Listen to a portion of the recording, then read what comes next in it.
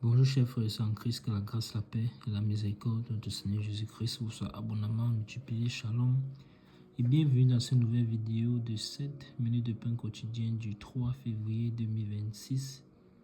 Nous poursuivons notre lecture dans le livre des Actes des Apôtres, chapitre 10. Nous allons lire aujourd'hui le verset 44.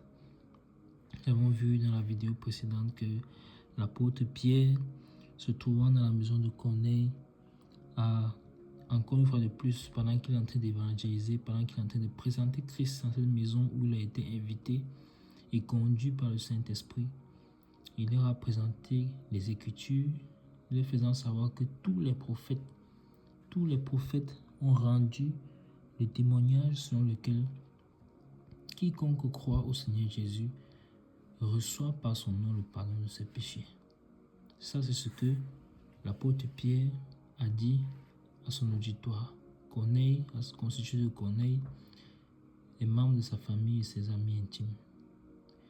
Car Corneille lui-même avait été divinement averti en songe par un ange d'aller chercher Pierre, et que Pierre vient lui donner des paroles, les paroles qui vont lui apporter la vie dont il cherche, parce que c'était un homme pieux qui craignait Dieu et qui faisait beaucoup d'aumônes. Il y avait la crainte de Dieu dans son cœur et il cherchait à connaître ce Dieu-là. Il faisait même des aumônes, mais sans connaître le vrai Dieu. Alors Dieu va se souvenir de lui et envoyer l'apôtre Pierre vers lui. Et l'apôtre Pierre est en train de lui présenter l'évangile, en train de lui présenter Christ. Et ce que nous avons vu dans le verset 43, c'est que l'apôtre Pierre a déclaré que quiconque croit en Jésus-Christ reçoit par son nom le pardon des péchés. Après avoir au préalable illustré comment Jésus-Christ est venu sur la terre mourir, afin que quiconque croit en lui périsse pour mener la vie éternelle, afin que l'homme puisse être libéré du péché, du joug du péché qui pesait sur lui. Et nous avons donc posé la question, que va-t-il se passer par la suite? Lisons dans le verset 44 pour voir la suite. Et ce verset déclare: comme Pierre prononçait encore ces mots, le Saint-Esprit descendit sur tous ceux qui écoutaient la parole. Amen. Amen, amen. Merveilleux verset, merveilleux verset.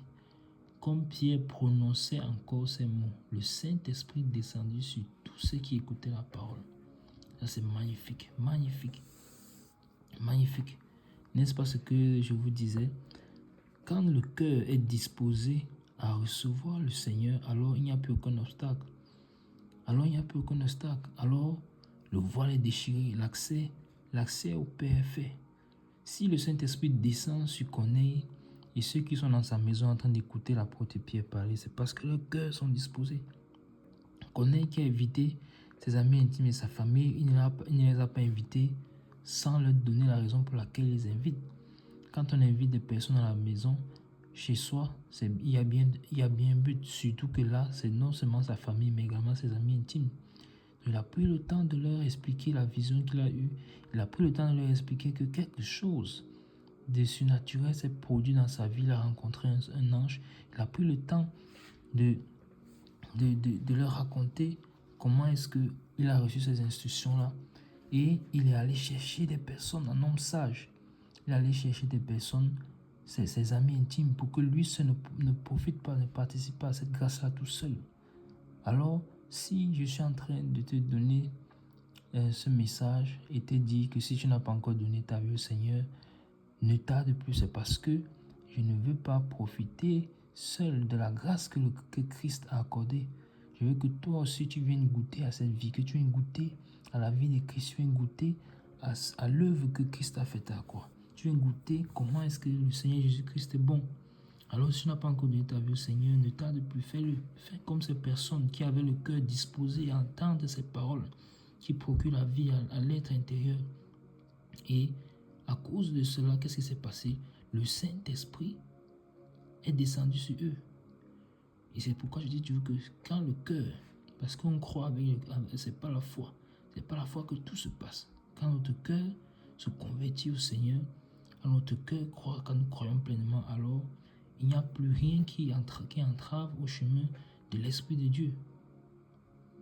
Alors, cet homme-là, Corneille, il avait déjà une vie pieuse. Donc une vie de repentance. Alors, quand tu te repens de tes péchés, qu'est-ce qui se passe? La grâce de Dieu, le boulevard est là. Le boulevard. Avec un cœur disposé comme ça, qui reconnaît sa situation de pécheur. Alors le boulevard du Saint-Esprit est ouvert.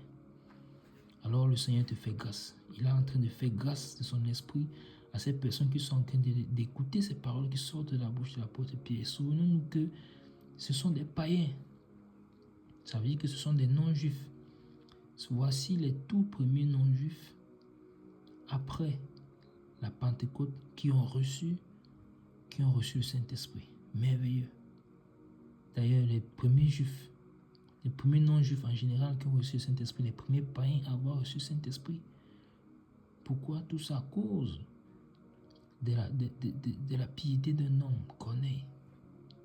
Quel homme, quel caractère, cette Corneille. Il est vraiment un très bon exemple en beaucoup de choses. C'est merveilleux, merveilleux. Alors le Saint-Esprit est descendu. Pendant que Pierre est en train de parler, le Saint-Esprit est descendu. Vous voyez, c'est le Saint-Esprit qui a organisé cette rencontre. Alors c'est le Saint-Esprit qui se manifeste. Pendant que Pierre est en train de parler, il parle, on entend sa voix, mais en réalité, c'est le Saint-Esprit qui est en train de parler au travers de lui pour apporter la vie dans le cœur de ces personnes. Et pendant qu'il est en train de parler, le cœur, le Saint-Esprit à l'œuvre, en train de les convaincre de péché. Ils sont en train de se rendre compte de leur situation. Qu'on est en train de voir que, c'est même ceux pour qui je travaille quand je suis centenier qui ont crucifié le Seigneur de gloire. Toutes ces personnes-là sont en train de réaliser tout ce que leur vie pécheresse les aurait conduits à la perdition. Et donc leur cœur maintenant est prêt à recevoir le Seigneur. Alors le Saint-Esprit vient, descend sur eux. Le Saint-Esprit descend sur eux. Alors si dans ton cœur tu es sincère et que tu reconnais ta situation de pécheur et que tu implores la grâce de Dieu sur ta vie, alors la même grâce est disponible pour toi. Parce qu'il est le même hier, aujourd'hui, éternellement, il n'a pas changé. C'est merveilleux, merveilleux verset. Par la grâce de Dieu, nous verrons dans la prochaine vidéo la suite de cette histoire.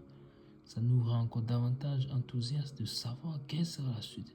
Après que le Saint-Esprit soit descendu sur eux, quelle sera la suite? Tout simplement à l'écoute de cette parole, le Saint-Esprit est descendu sur eux. Car la foi vient de ce qu'on entend. Et ce qu'on entend vient de la parole de Dieu. Donc, il est en train d'écouter, d'entendre quelque chose. Mais ce qui sortait de la bouche de Pierre, c'était les paroles de vie. Car les paroles, ce qu'on entend, vient de la parole de Dieu. Parce qu'il était rempli du Saint-Esprit, l'apôtre Pierre, pendant qu'il est en train de parler. Merveilleux passage. Nous verrons dans la suite, par la grâce du Seigneur, dans la prochaine vidéo. Nous nous arrêtons là pour ajuster tout pour les 7 minutes de pain quotidien de ce jour. Que la grâce, la paix et la miséricorde de notre Seigneur Jésus-Christ vous soient abondamment multipliées. Shalom.